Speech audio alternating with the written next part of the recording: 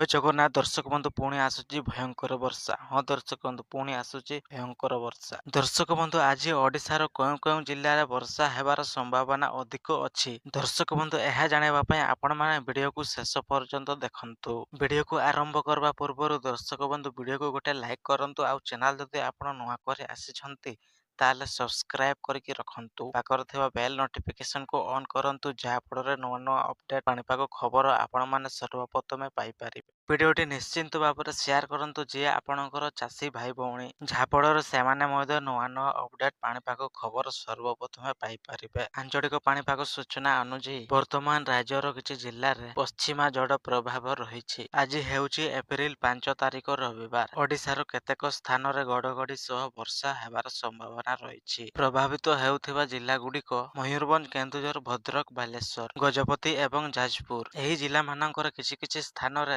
ଘଣ୍ଟା ପ୍ରତି 30ରୁ 40 କିଲୋମିଟର ପବନ ବେଗ ବହିପାରେ। ଜାଣନ୍ତୁ କେଉଁଠି ହେବ ବର୍ଷା। ପାଣିପାଗ ବିଜ୍ଞାନ କେନ୍ଦ୍ର ପୂର୍ବାନୁମାନ ଅନୁଯାୟୀ ଆସନ୍ତା 24 ଘଣ୍ଟା ମଧ୍ୟରେ ରାଜ୍ୟର କେତେକ ଜିଲ୍ଲାରେ କାଳବୈଶାଖୀ ସମ୍ଭାବନା ରହିଛି। ଭଦ୍ରକ, ବାଲେଶ୍ୱର, କେଉଁଝର ଏବଂ ମୟୂରଭଞ୍ଜ ଏହି ଜିଲ୍ଲାମାନଙ୍କରେ ଘଡ଼ଘଡ଼ି ସହ ବର୍ଷା ହେବାର ସମ୍ଭାବନା ରହିଛି। ଦର୍ଶକ ବନ୍ଧୁ ଅଧିକା ପାଣିପାଗ ଅପଡେଟ୍ ଜାଣିବା ପାଇଁ ଆପଣମାନେ ଭିଡ଼ିଓକୁ ଲାଇକ୍ କରନ୍ତୁ ଆଉ ଚ୍ୟାନେଲ ଯଦି ଆପଣ ନୂଆ କରି ଆସିଛନ୍ତି ତାହେଲେ ସବସ୍କ୍ରାଇବ କରିକି ରଖନ୍ତୁ। ପାଖରେ ଥିବା ବେଲ୍ ନୋଟିଫିକେସନକୁ ଅନ୍ କରନ୍ତୁ ଯାହାଫଳରେ ନୂଆ ନୂଆ ଅପଡେଟ୍ ପାଣିପାଗ ଖବର ଆପଣମାନେ ସର୍ବପ୍ରଥମେ ପାଇପାରିବେ।